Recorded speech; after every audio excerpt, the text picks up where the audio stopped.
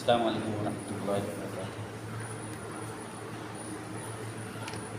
نحمدہ و نصلی علی رسولہ الکریم، اما بعد، اعوذ باللہ من الشیطان الرجیم، بسم اللہ الرحمن الرحیم۔ اہدنا الصراط المستقیم، صدق اللہ العلی العظیم۔ درود پاک پر اللہم صلی علی سیدنا و مولانا محمد وعلی آل سیدنا و مولانا محمد بعدد کل اسم جمال خدا وسلم۔ صلاۃ و سلام علیک یا رسول اللہ صلی اللہ تعالی علیہ وسلم۔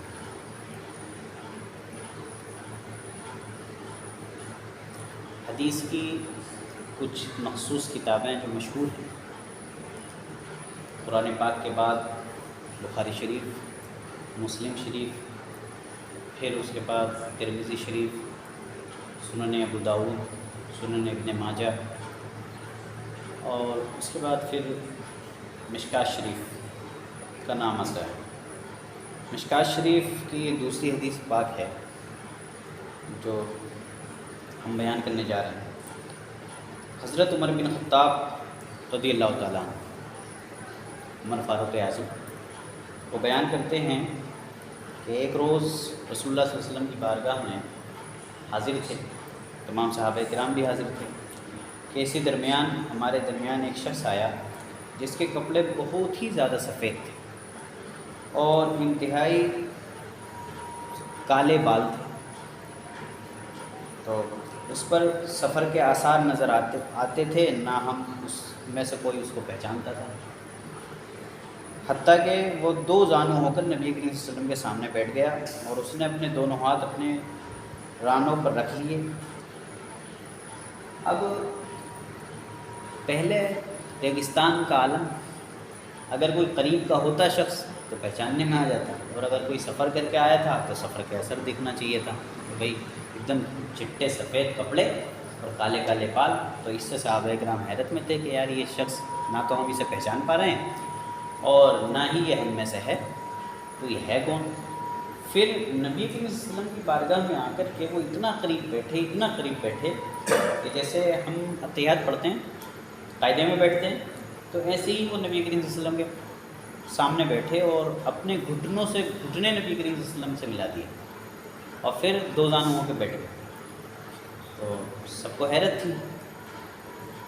اب دونوں ہاتھ اپنے رکھ کے نبی کریم صلی اللہ علیہ وسلم کی بارگاہ میں عرض کرتے ہیں کہ اے محمد صلی اللہ علیہ وسلم، اسلام کے متعلق مجھے بتائیں، مل اسلام، اسلام کیا ہے؟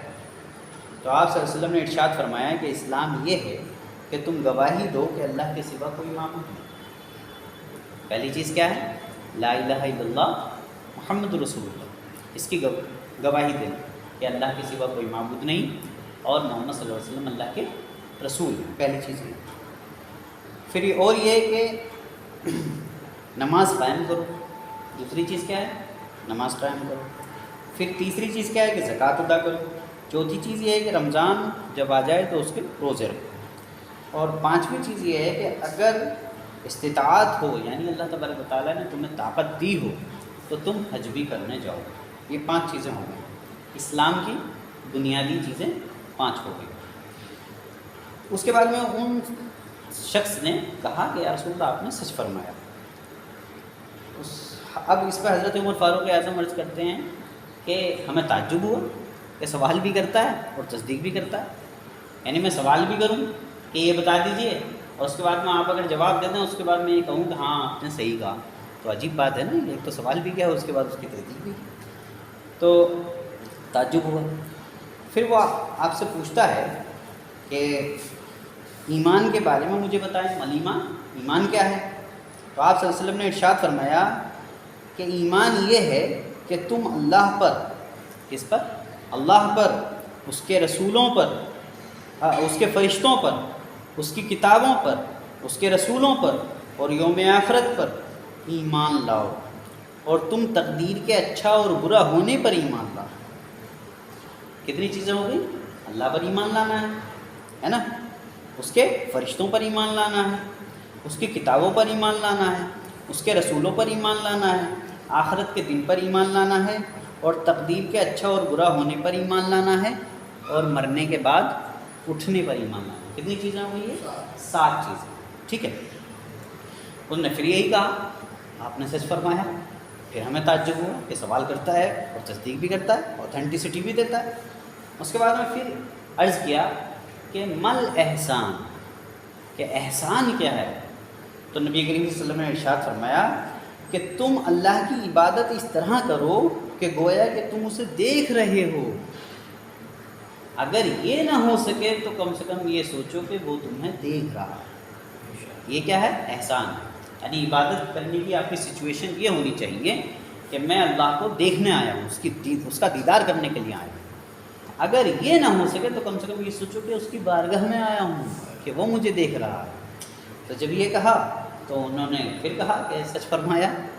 تو اب انہوں نے پھر سوال کیا کہ قیامت کے بارے میں مجھے بتائیں۔ آپ صلی اللہ علیہ وسلم نے فرمایا کہ مسئول اس کے متعلق سائل سے زیادہ نہیں جانتا، یعنی جس سے پوچھا جا رہا ہے وہ اس سے بہتر نہیں جانتا جو پوچھنے والا ہے۔ تو اس کے بعد میں کہا کہ اچھا ٹھیک ہے، قیامت کے بارے میں نہیں بتا رہے تو پھر قیامت کی نشانیوں کے بارے میں بتا دیجیے۔ تو آپ صلی اللہ علیہ وسلم نے فرمایا کہ یہ کہ لونڈی اپنے مالک کو جنم دے گی، لونڈی اپنے مالک کو جنم دے گی، یعنی اولاد کا حال یہ ہو جائے گا کہ وہ اپنے والدین پر ایسے حکم جتائیں گے جیسے وہ ان کے مالک ہیں۔ اور یہ کہ تم ننگے پاؤں، ننگے بدن، تنگ دست بکریوں کے چرواہوں کو بلند و بالا عمارتوں کی تعمیر اور ان پر فخر کرتے ہوئے دیکھو گے۔ اب سعودی گورنمنٹ کو دیکھو، یہ جتنے بھی حکومت کرنے والے ہیں یہ پہلے بدو تھے، بکریاں چلانے والے تھے، ننگے پاؤں پیر چلنے والے تھے، آج بڑے بڑے عالیشان محلوں میں رہ رہے ہیں۔ اس کے بعد میں پھر حضرت عمر نے فرمایا، پھر وہ شخص چلا گیا، میں کچھ دیر ٹھہرا۔ آپ صلی اللہ علیہ وسلم نے مجھ سے پوچھا، اے عمر کیا تم جانتے ہو کہ وہ سوال کرنے والے کون تھے؟ یہ صحابہ کرام کا مزاج تھا۔ انہوں نے عرض کیا کہ یا رسول اللہ، اللہ اور اس کے رسول بہتر جانتے ہیں، ہم تو اتنا ہی جانتے ہیں کہ جتنے رسول ہمیں بتا دیتے ہیں۔ تو آپ صلی اللہ علیہ وسلم نے ارشاد فرمایا کہ وہ جبریل تھے، وہ تمہیں تمہارا دین سکھانے آئے تھے۔ وہ کون تھے؟ وہ جبریل علیہ السلام تھے، وہ تمہیں تمہارا دین سکھانے کے لیے آئے تھے۔ تو آج جو حدیث پاک بیان کی گئی، اس سے جو سبق ملتا ہے وہ یہ ہے کہ ہمارا دین کیا ہے۔ تو دین جو ہے، پورا دین، وہ 3 چیزوں پر ڈیپینڈ ہے۔ وہ 3 چیزیں کیا ہیں؟ سب سے پہلی چیز کیا ہے؟ ایمان، یقین۔ ایمان انویزیبل ہے، وہ دکھتا نہیں ہے نا، دکھتا تو نہیں۔ کسی چیز پہ ہمیں کتنا یقین ہے، کتنا بھروسہ دکھتا ہے کیا؟ نہیں دکھتا نا۔ تو ایمان اصل میں یقین اور بھروسے کو کہتے ہیں۔ اللہ پر کتنا یقین ہے؟ نہیں دکھتا۔ رسول پر کتنا یقین ہے؟ نہیں دکھتا۔ ہمیں کتنی چیزوں پہ یقین رکھنا ہے؟ 7 چیزوں پر۔ وہ 7 چیزیں ہم نے شمار کر دی ہیں، اللہ پر، اس کے فرشتوں پر، اس کی کتابوں پر، اس کے رسولوں پر، اور اور تقدیر کے اچھا برا ہونے پر، اور قیامت کے دن پر۔ ٹھیک ہے، یہ 7 چیزیں ہیں۔ پھر اس کے بعد میں اسلام۔ اسلام کیا ہے؟ جو چیزیں ہمیں دکھتی ہیں کرتے ہوئے اس کو اسلام کہتے ہیں۔ جو چیزیں کرتے ہوئے ہمیں دکھتی ہیں انہیں اسلام کہتے ہیں۔ کوئی شخص کلمہ پڑھ رہا ہے دکھ رہا ہے، نماز پڑھ رہا ہے دکھ رہا ہے، روزہ رکھ رہا ہے، ماحول بنا ہوا دکھ رہا ہے، زکوٰۃ دی دکھ رہا ہے، حج کرنے گیا دکھ رہا ہے۔ تو جو چیزیں دکھ رہی ہیں اسے اسلام کہتے ہیں۔ اسلام کے 5 رکن ہیں، یعنی 5 پلر ہیں۔ پہلی کلمہ طیبہ، دوسرا نماز، پھر روزہ، پھر زکوٰۃ، پھر حج۔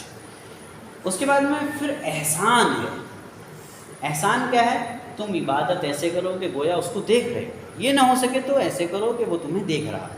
اب اس کو ایک مثال سے یوں سمجھیں، نارملی ایک پیڑ ہوتا ہے، پیڑ کی جڑ ہوتی ہے، جڑ انویزیبل ہوتی ہے، کسی کو دکھتی ہے جڑ، لیکن جڑ ہی پہ پیڑ ٹکا ہوتا ہے۔ جڑ کا پھر تنا نکلتا ہے۔ تنا کیسا ہے؟ تنا دیکھتے ہی لوگ بتا دیتے ہیں کہ امرود کا پیڑ ہے یا شیشم کا پیڑ ہے یا نیم کا پیڑ ہے یا آم کا پیڑ ہے۔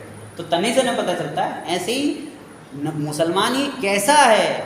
نمازی ہے، بے نمازی ہے، روزہ رکھ رہا ہے یا بے روزدار ہے، زکوٰۃ دے رہا ہے کہ نہیں دے رہا ہے، یہ عمل سے پتہ چلے گا کہ یہ کیسا مومن ہے، اس کا ایمان کتنا مضبوط ہے۔ پھر اس کے بعد میں پھل آتا ہے۔ اگر پھل نہ آئے کسی چیز پہ تو بیکار ہے۔ اب پھل کیا ہے؟ ایمان لانے کے بعد عمل ہونا چاہیے، عمل کے بعد وہ عمل کیوں ہونا چاہیے؟ تاکہ اللہ کی رضا حاصل ہو جائے اور میں اسے دیکھوں، اس کا دیدار حاصل ہو جائے۔ یہ نہ ہو سکے تو کم سے کم عمل کرتے ہوئے یہ کنڈیشن تو ہو کہ وہ مجھے دیکھ رہا ہے، تبھی تو ہمارے اعمال اچھے ہوں گے، ہے نا۔ جب بندے کی یہ سچویشن ہوتی ہے کہ اسے اللہ دیکھ رہا ہے تو وہ نہ چوری کرتا ہے، نہ ڈکیتی کرتا ہے، نہ کام میں کمی کرتا ہے، پورے کام کو پورا انجام دیتا ہے۔ ایسے ہی نماز وہ پورے احتیاط کے ساتھ پڑھتا ہے۔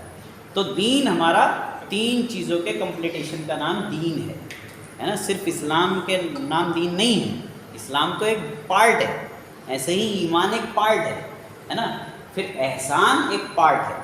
یہ تینوں چیزیں جس میں جمع ہو جائیں گی وہ مکمل دیندار کہلائے گا، وہ مکمل دیندار ہو جائے گا۔ اللہ تبارک و تعالیٰ کی بارگاہ میں دعا ہے کہ اللہ تبارک و تعالیٰ ہمیں صراط مستقیم پر چلنے کی توفیق عطا فرمائے۔ ان تینوں چیزوں کے مجموعے کا نام ہی صراط مستقیم ہے، جس کو قرآن پاک نے فرمایا کہ اہدنا الصراط المستقیم صراط الذین انعمت علیہم۔